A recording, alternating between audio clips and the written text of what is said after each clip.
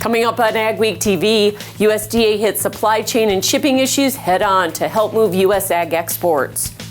We'll check in with the latest on sugar demand at the American Sugar Beet Growers Association's annual meeting in Scottsdale, Arizona.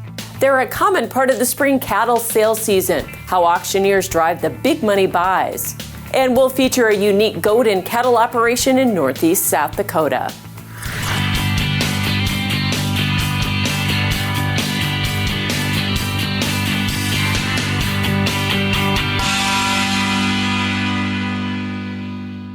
Welcome to Ag Week TV. I'm Michelle Rook.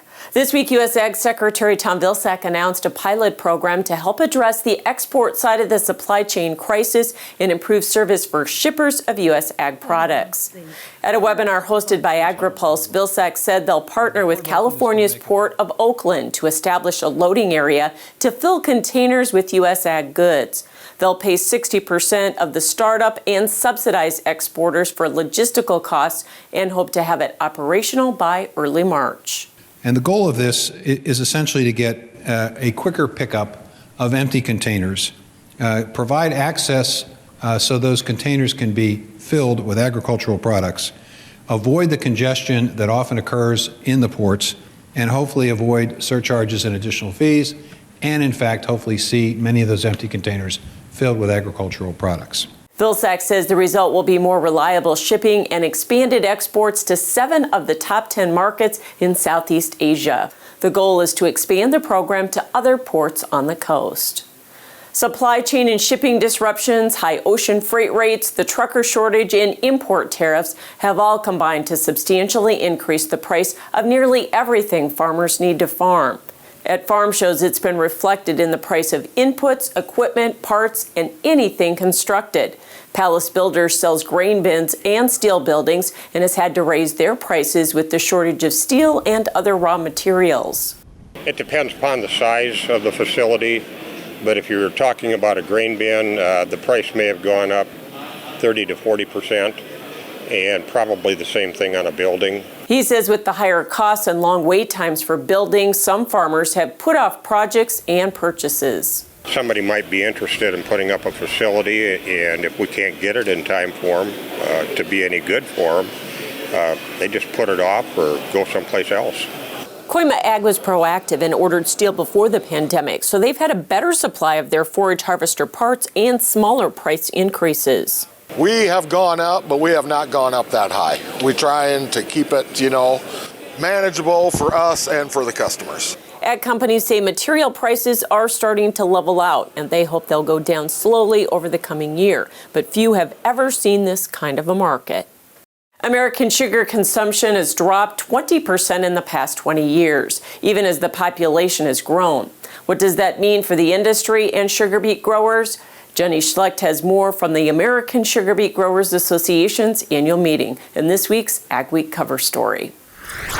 Diet-conscious consumers have been cutting sugar for 20 years.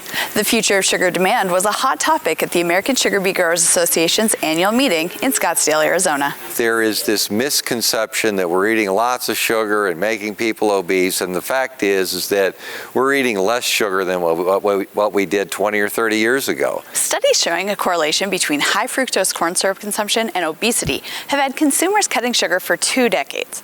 But with obesity still on the rise, the sugar industry sees an opportunity to reset the conversation. And we have to educate the policymakers, the regulators in Washington to say, look, sugar is all natural. It's part of a well-balanced diet.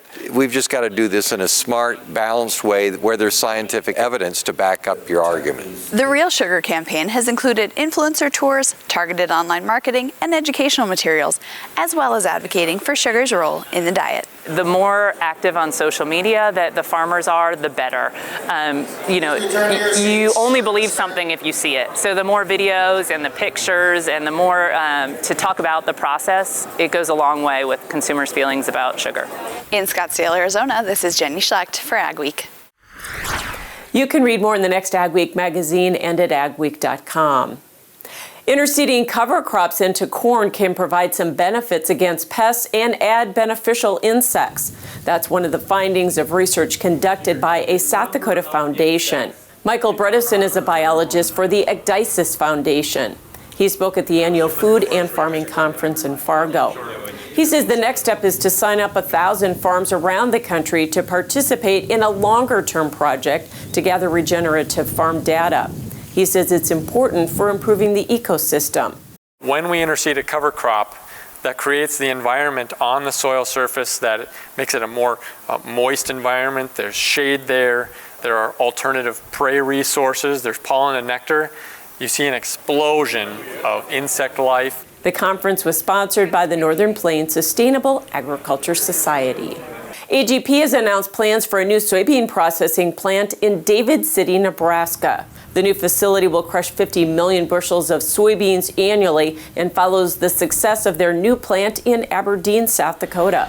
The meal will go to their export facility in Aberdeen, Washington, destined for Pacific Rim customers.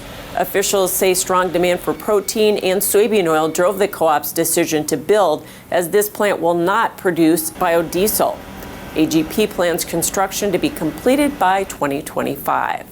Farm state senators are pushing to reinstate mandatory country of origin labeling for meat, but have it compliant with World Trade Organization rules. South Dakota's John Thune says they're asking the U.S. Trade Representative's office to write rules to ensure the U.S. does not face retaliatory tariffs from major trading partners like Mexico and Canada. But how difficult is it to make MCOOL defendable against this trade opposition? I'm hoping that we can construct, with the input and help of the people who have to defend this at the World Trade Organization, language that gives us a better chance of succeeding. Other senators contend that for a product of the USA label to be accepted by trading partners, it should be part of our regular trade deals, and the USTR office should be negotiating MCOOL as part of those pacts. Up next on AgWeek TV, our livestock tour continues with a trip to a unique South Dakota goat ranch.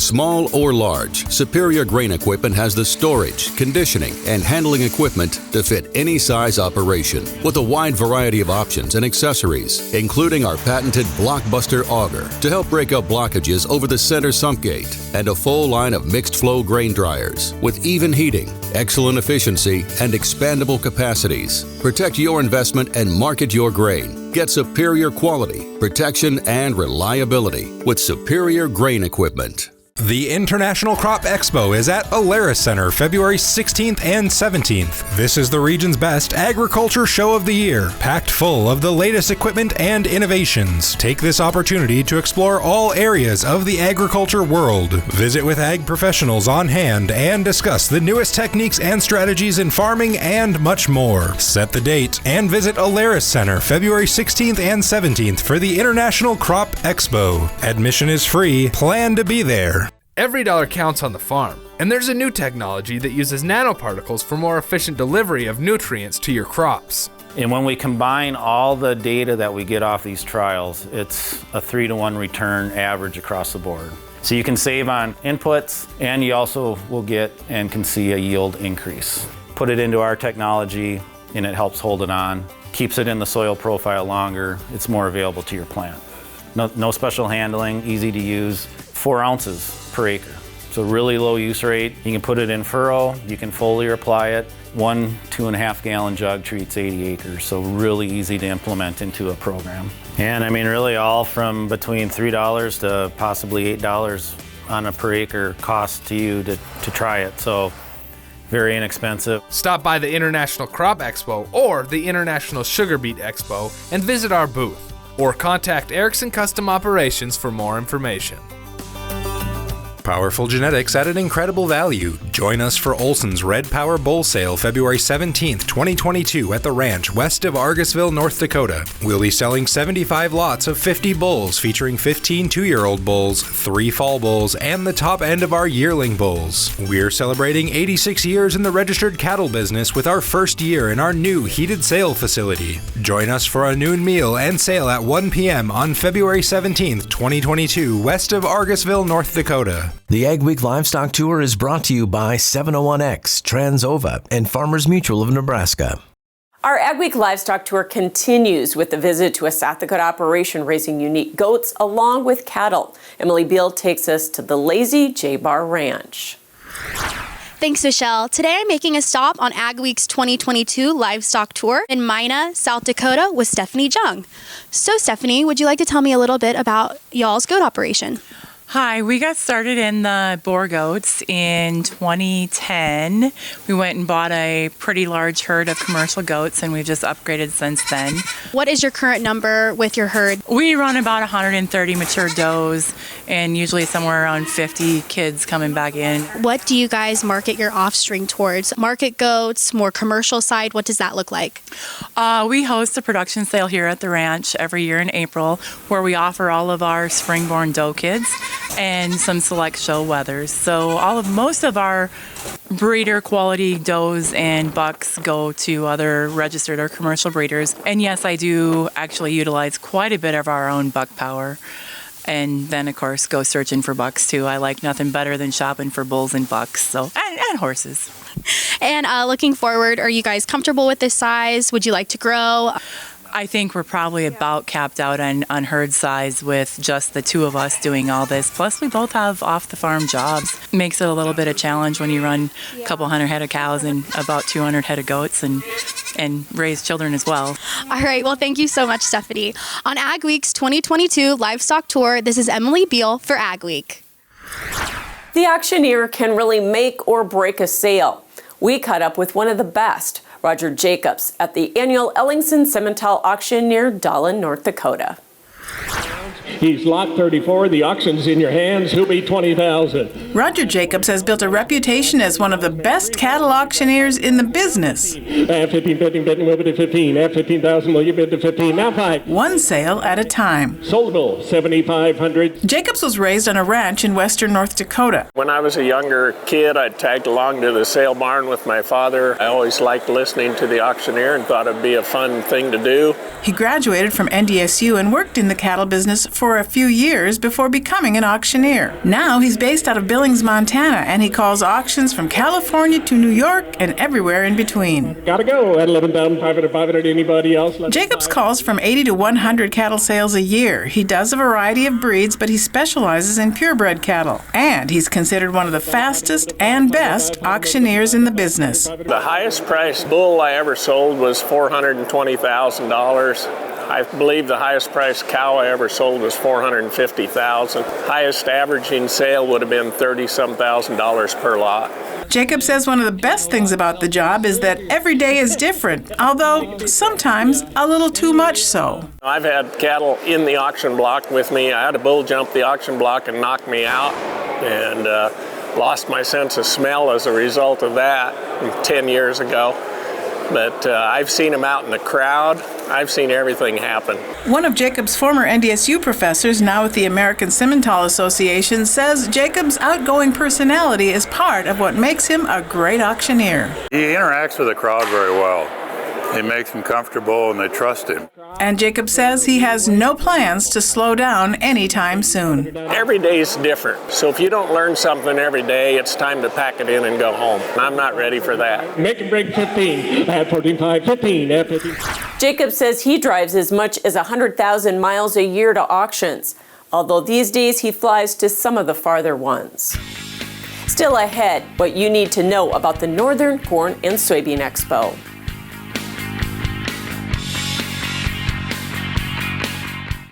The International Crop Expo, February 16th and 17th at Alaris Center. Plan to see keynote speaker, the millennial farmer Zach Johnson, as he speaks about how agriculture can communicate with non-farmers at 1 p.m. Wednesday. Sponsored by Ag Country Farm Credit Services.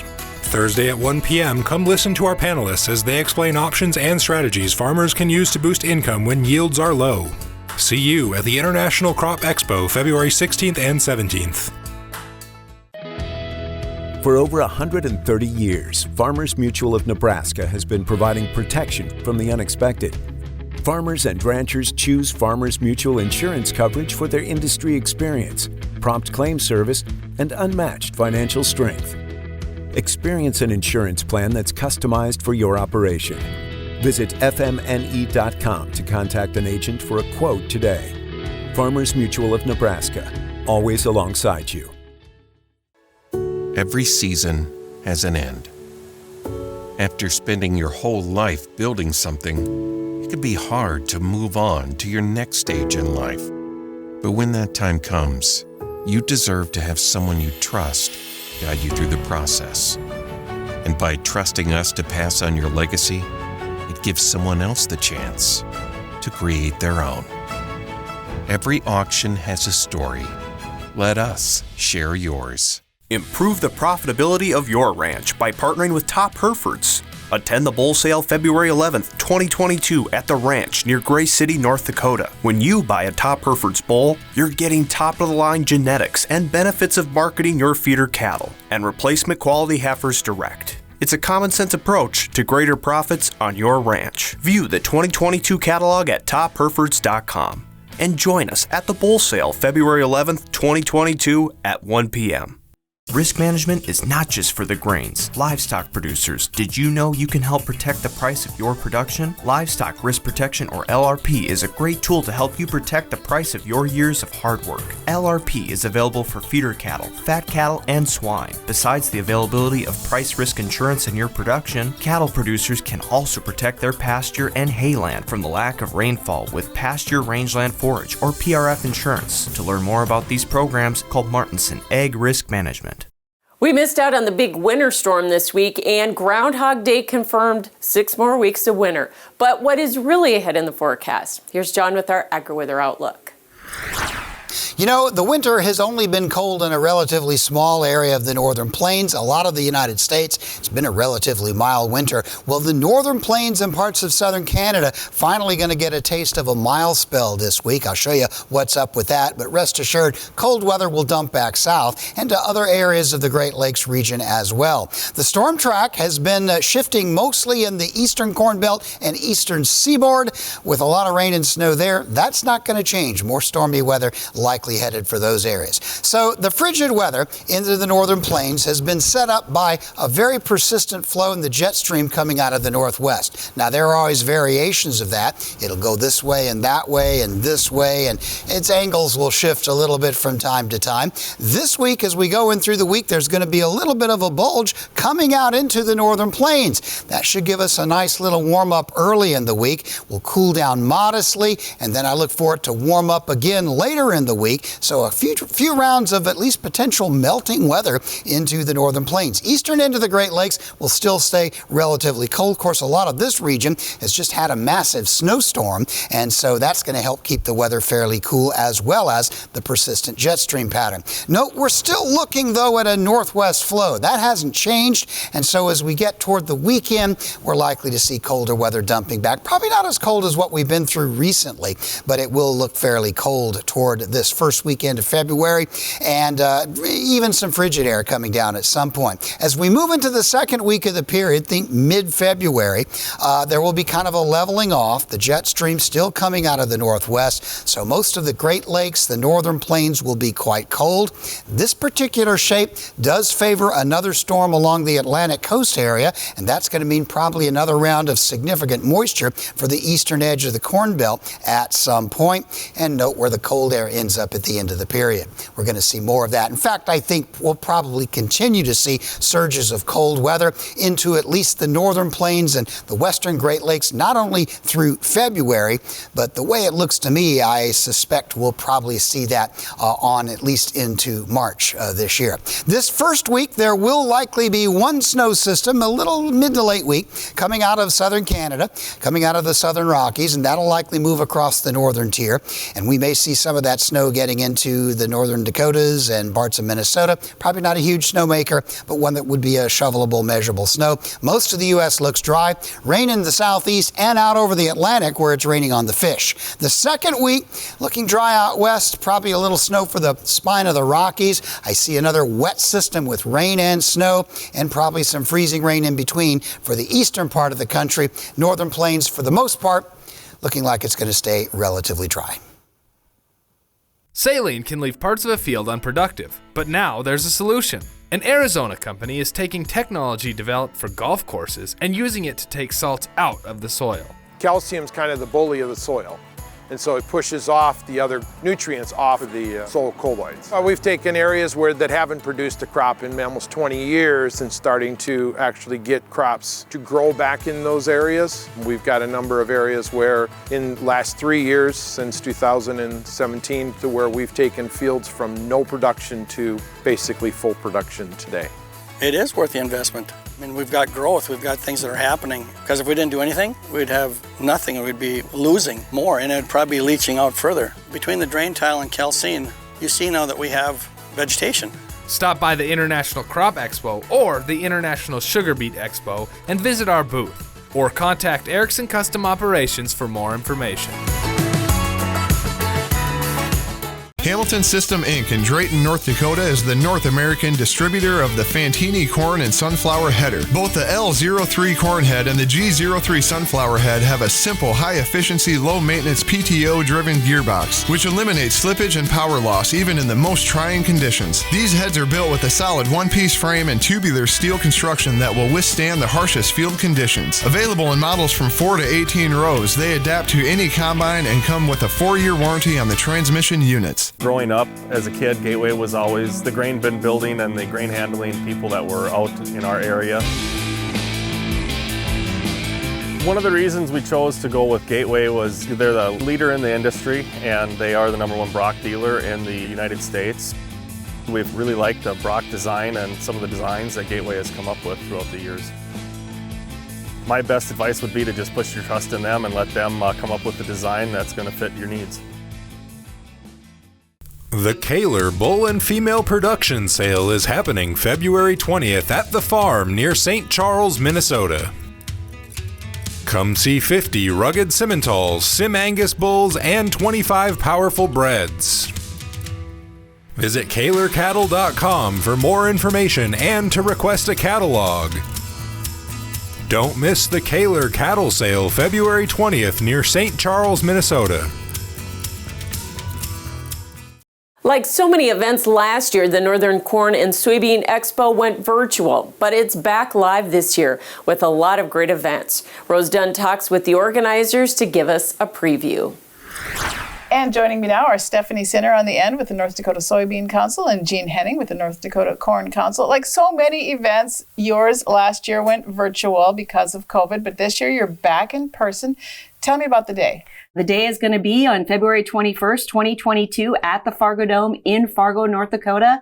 8 a.m. we are going to have a live taping of the U.S. Farm Report. We need that live studio audience, so we're going to close the doors and we're going to begin the show. And that show is going to last from 8 to 9 a.m. And then we're going to move right into some of the topics that we are going to discuss. We're going to cover weather, along with that some of the carbon markets. A lot of confusion and questions out there about what is this really all about and how do you participate, and is participating in a carbon program for you and your farm operation. In addition, this year we're also covering cybersecurity. I know it's been a topic of discussion in quite a few farm circles, but really bringing in some experts to talk about protecting your farm data, and as farm operators and owners, what you need to know about where you are vulnerable in the world of cyber data security. One thing we just keep hearing over and over, top of everyone's mind, is the rising cost of inputs. You are right. The cost of fertilizer, especially right now, has become such an issue. So we are bringing Josh Linville in from StoneX. He's the Vice President of Fertilizer, and he will be talking during the U.S. Farm Report taping. And another thing we keep hearing about, supply chain issues. Yeah.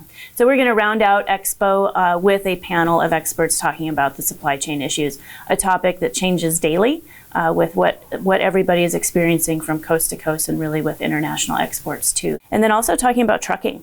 We have somebody from the North Dakota Motor Carriers Association to come in and address some of the trucking shortage issues and labor issues that we're hearing about. Don't forget to pre-register, northerncornsoyexpo.com, February 21 at the Fargo Dome. Well worth your time to spend the day at the Northern Corn and Soy Expo. Coming up on AgWeek TV, how cover crops can add to your bottom line. Don't miss out on the equipment you'll need next season. Titan Machinery, your local Case IH dealer, has early order discounts on its full line of powerful, efficient, new Case IH equipment, including tractors, combines, and self-propelled sprayers. Get a great deal and ensure that you have the latest in productivity and technology. Supply chains are tight. Contact your Titan Machinery dealership today and find out how much you can save by ordering ahead. Titan Machinery, your local Case IH equipment experts.